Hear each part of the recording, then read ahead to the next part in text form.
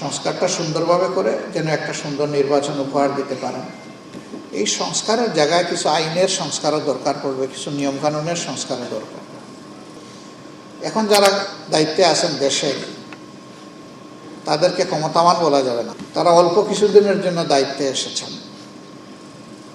একটা গণ অভ্যুত্থানের মধ্য দিয়ে জন আকাঙ্ক্ষার প্রতিফলন তাদের মাধ্যমে কিছু জনগণ দেখতে চায়। কি চায়? কিছু মৌলিক বিষয়ের সংস্কার চায়, যাতে করে এই সংস্কারের মধ্য দিয়ে আগামীতে আবার কোনো স্বৈরতন্ত্র কায়েমের সুযোগ না থাকে, এবং যাতে একটা সুষ্ঠু নির্বাচনের মাধ্যমে জনগণের সত্যিকারের প্রতিনিধিতা নির্বাচিত হয়ে দেশ পরিচালনা করতে পারে। আমরা এই জন্য তাদেরকে যৌক্তিক সময় দেওয়ার কথা বলেছিলাম। আমরা এই ক্ষেত্রে এটা বলি নাই যে এই যৌক্তিক সময় 5 বছর হবে, এটাও বলি নাই যে 3 মাস হবে। আমরা বলেছি যে আপনারাও বিবেকবান, আপনারাও সুশিক্ষিত, আপনারা জন আকাঙ্ক্ষার দ্বারা তৈরি সরকার, সুতরাং আপনারা মানুষকে আশাবাদী করবেন, হতাশ করবেন না। তাদের কাছে এটাই আমরা চাই, সংস্কারটা সুন্দরভাবে করে যেন একটা সুন্দর নির্বাচন উপহার দিতে পারেন। এই সংস্কারের জায়গায় কিছু আইনের সংস্কারও দরকার পড়বে, কিছু নিয়মকানুনের সংস্কারও দরকার।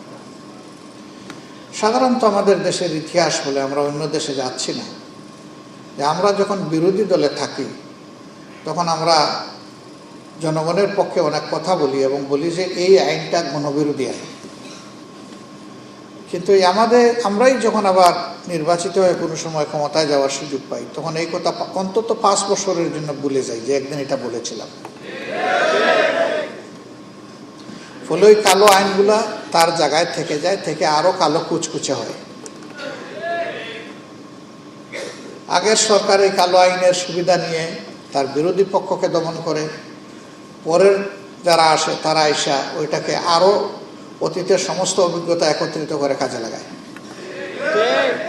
আমি একদিন একটা ফার্মাসিউটিক্যাল ইন্ডাস্ট্রির সেন্ট্রাল অফিসে বসা, তো যার সাথে বসেছি তিনি একজন ডাক্তার, তিনি সরকারি চাকরি করতেন, এরপরে রিজাইন করে তিনি চলে এসেছেন।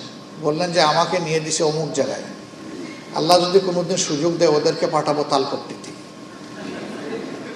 বললাম বেশ, তো আপনাকে দেশের বাউন্ডারির ভিতরে রেখেছিল, আপনি একদম ঠেলা মেরে সমুদ্রের ভিতরে পাঠিয়ে দেবেন, তো ওরা তাইলে দোষ করছে কি? আপনি যদি এইটা করেন তাইলে এরা তো তাই করেছে। ভাই, এই যে মানে সবসময় নিজের দিকে টানার যে রাজনীতিটা, এই রাজনীতি কার্যত আমাদের দেশের অগ্রগতিকে কোমরে দড়ি বেঁধে পিছনের দিকে বেঁধে রেখেছে, সামনে যাওয়া যাচ্ছে না। আর যেটুকু বা ডেভেলপমেন্ট হচ্ছে সেখানে ব্যাপক ভিত্তিক দুর্নীতি হচ্ছে। কোনো একটা ছোট প্রকল্প তার স্টিপুলেটেড টাইমের ভিতরে শেষ হয় না।